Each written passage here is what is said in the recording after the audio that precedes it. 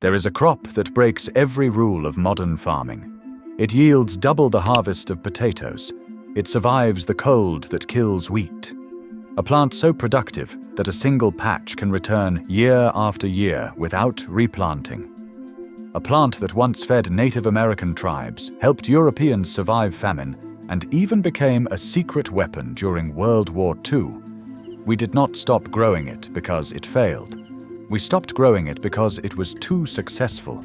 A crop that grows without permission, that feeds without cost, and spreads like wildfire cannot be owned. And what cannot be owned cannot be sold. This humble underground tuber has survived wars, crossed continents, fueled scientific research, inspired financial scams, fed livestock, nourished starving populations, and today is being rediscovered as one of nature's most powerful prebiotic foods. Before we uncover this remarkable story, if these videos matter to you, the best way to preserve this forgotten wisdom is simple. Subscribe, hit the bell, and share this video with those who need to remember what we forgot. The Iroquois told a story. According to Iroquois mythology, the first sunchokes appeared after the death of Earth Woman, one of the central figures in their creation story. Earth Woman fell from the sky world and helped create life on Earth. Later, she died while giving birth to her twin sons. From her body grew plants that would nourish humanity. The legend says that sunchokes sprang from her feet. The plant towers over a man, reaching 8 to 10 feet tall, crowned with bright yellow sunflowers that follow the sun across the sky. But the real treasure is invisible, buried beneath the soil. Knobby tubers, white, purple, and gold, store sweetness in the form of inulin rather than starch. Tribes from the Atlantic coast to the Great Plains planted it once and harvested it forever. It spread through underground rhizomes like a network of veins beneath the earth. One patch could feed a village for generations. The year is 1605. A small French ship rocks gently in the waters along the North American coast.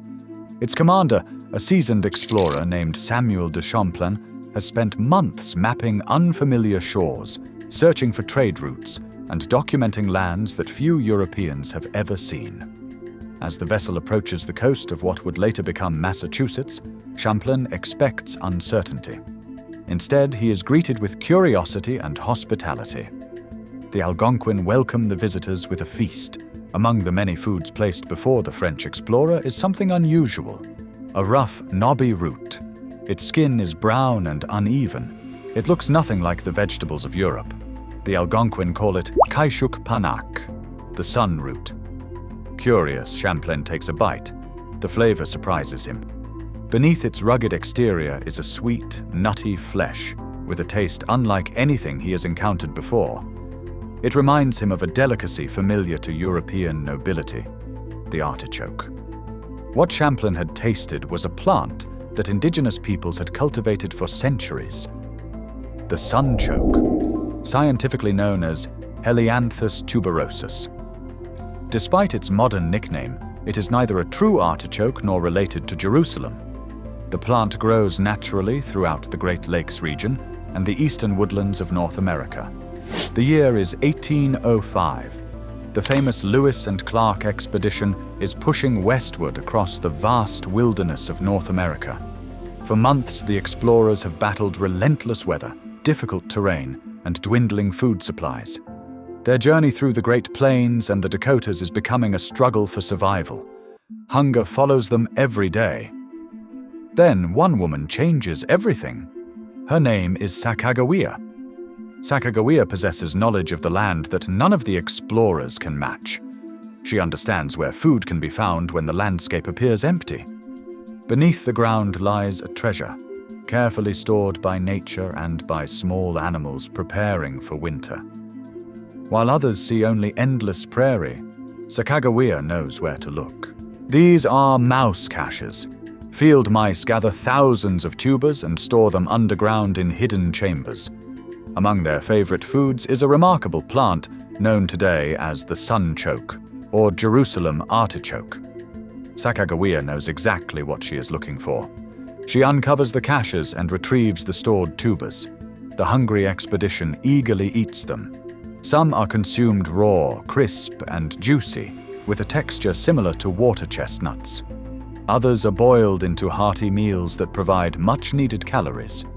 The tubers can also be sliced and dried, then ground into flour. Unlike many fresh foods, this flour can be stored for months, providing nourishment throughout the long northern winter. While other crops perish when temperatures plunge below freezing, sunchokes remain safely buried beneath the soil. Snow may blanket the landscape. Rivers may freeze solid. Bitter winds may sweep across the plains. But the tubers wait patiently underground. Whenever food is needed, they can simply be dug up. Centuries later, scientific studies would prove just how extraordinary this plant truly is. Up to 64,000 pounds per acre, without a single drop of irrigation. Potatoes, even under ideal conditions, typically yielded around 53,000 pounds per acre with irrigation. This was not a luxury crop. This was survival itself. It was a foundation.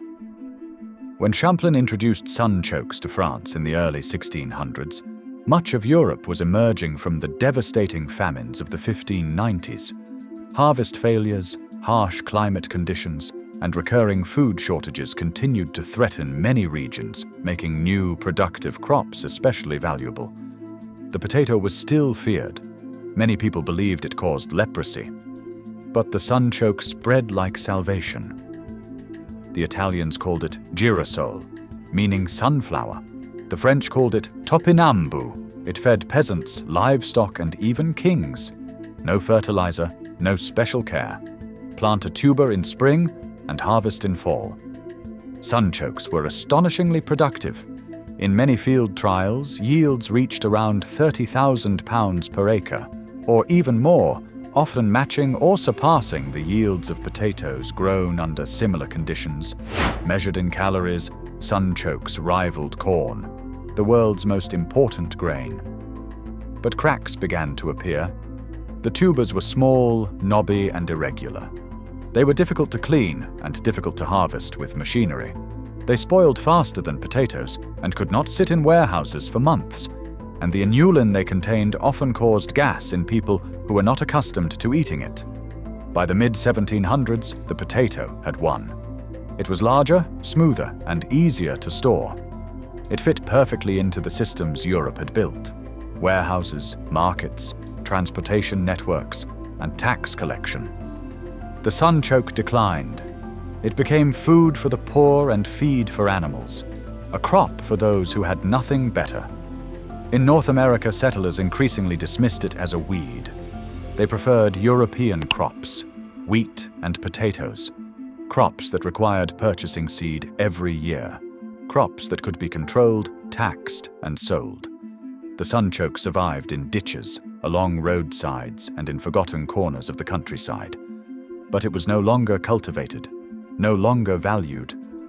During World War I, Germany suffered under the Allied naval blockade.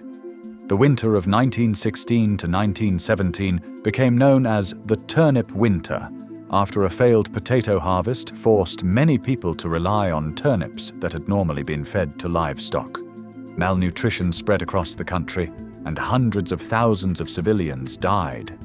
Hardy crops such as Jerusalem artichokes were occasionally promoted as alternative food sources because they could grow in poor soils and remain edible underground through the winter.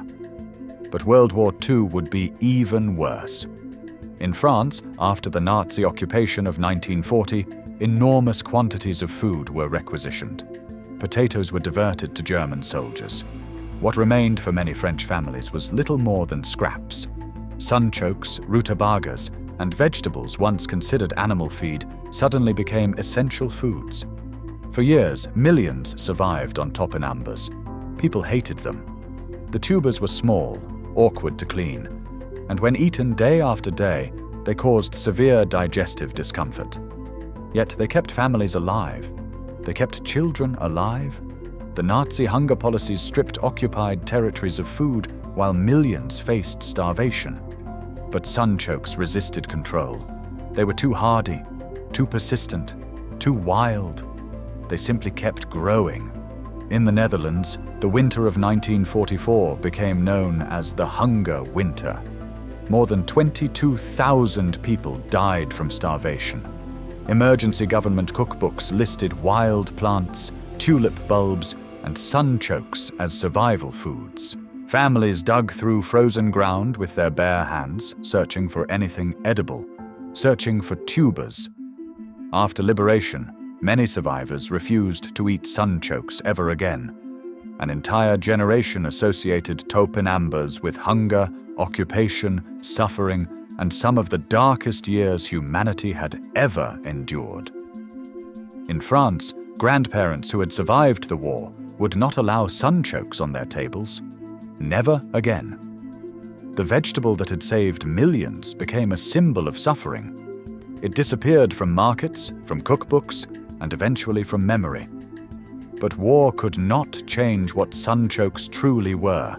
73 calories per 100 grams, 2 grams of protein, 429 milligrams of potassium, more than bananas, iron, copper, magnesium, and B vitamins, nourishing every cell in the body. But the real power lies in something called inulin, 50 to 60% of the tuber's weight. One of the richest natural sources found anywhere on Earth. Inulin passes through your stomach undigested and reaches your colon intact. There, beneficial bacteria, especially bifidobacterium, feast on it. They multiply and produce short-chain fatty acids. These compounds lower intestinal pH, block harmful pathogens, and help the body absorb calcium and magnesium that might otherwise pass through unused. Modern studies have shown that inulin can reduce constipation and support immune function. Some research even suggests it may help lower the risk of certain cancers. Potatoes spike blood sugar. Sunchokes do not. The inulin is converted slowly, producing a much gentler effect on blood glucose levels. In the 1980s, diabetics wrote letters describing how they ate sunchokes daily and experienced significant reductions in their insulin requirements. Sunchokes are perennial, requiring no annual tilling and causing virtually no soil erosion. Their deep roots crack compacted ground. They tolerate drought, poor soils, and temperatures as low as -30 degrees Celsius. Where annual crops fail, sunchokes thrive. They were built for chaos. In the 1960s in California, a produce wholesaler named Frida Kaplan stared at piles of knobby tubers gathering dust. The problem was not the vegetable, the problem was the name. Jerusalem artichoke? Confusing, misleading. It was not from Jerusalem, and it was not an artichoke. The name likely came from the Italian word girasole, meaning sunflower, which had gradually been distorted by English speakers over time, so Frida made a bold decision.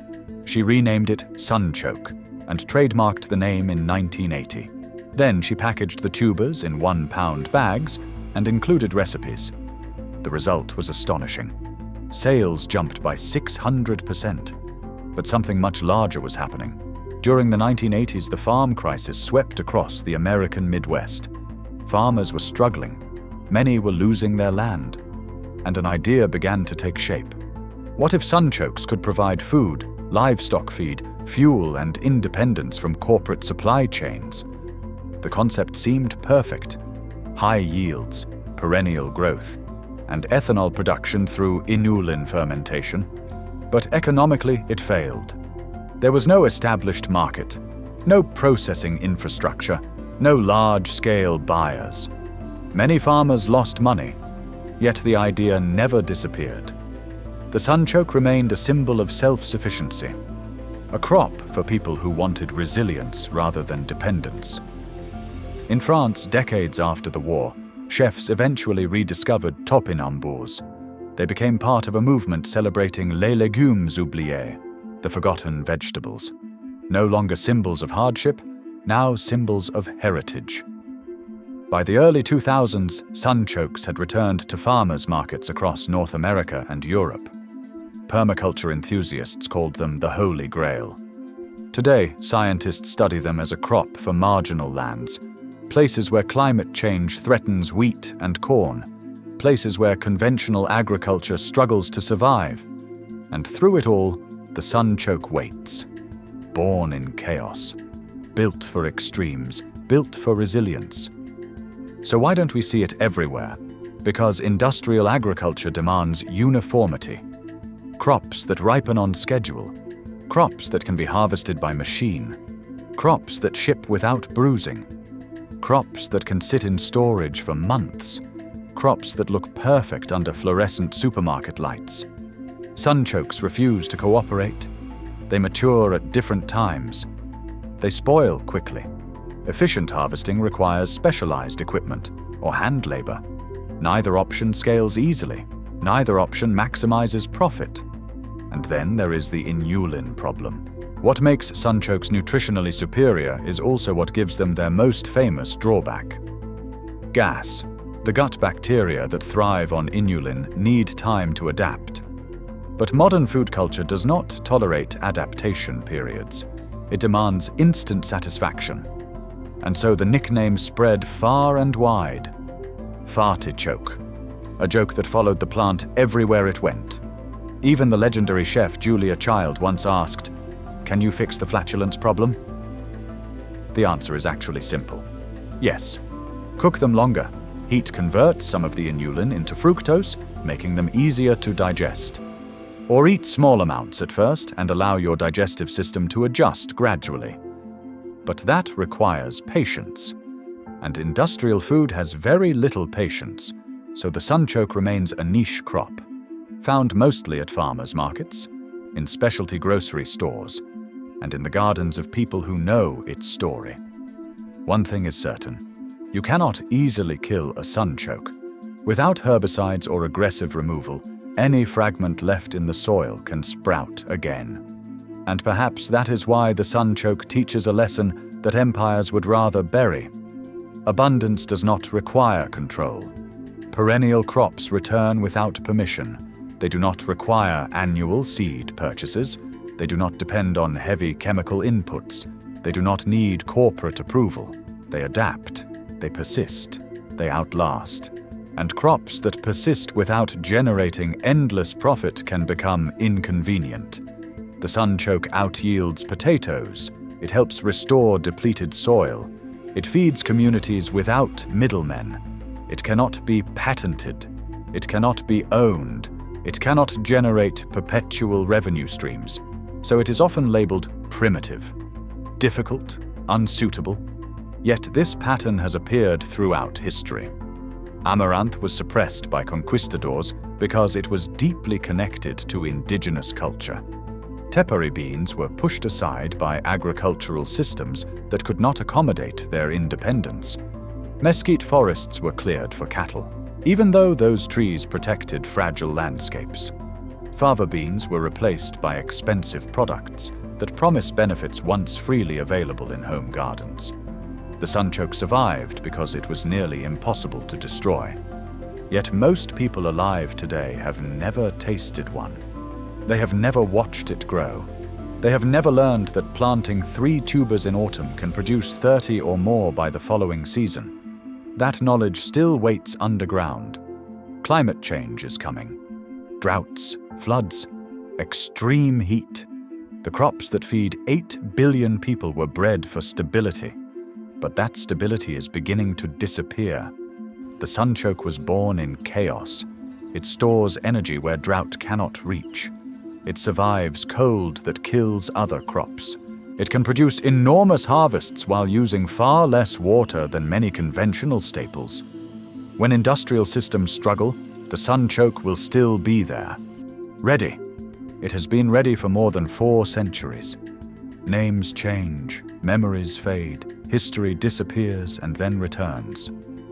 But the plant never left. Perennial. Underground. Waiting for hands willing to dig. We did not lose the sunchoke. We simply forgot it. And forgetting is not the same as losing. Because the knowledge still lives in the soil, in every wild patch growing unnoticed beside a road, in every escaped tuber surviving on its own, in every gardener who plants 3 and harvests 30. The sunchoke teaches through persistence, through resilience, through its refusal to disappear. Abundance was always here, growing quietly in the dirt, free. And if this story opened your eyes to something forgotten, subscribe and hit the bell. Every like, every share, every conversation helps preserve the knowledge that others allowed to fade away.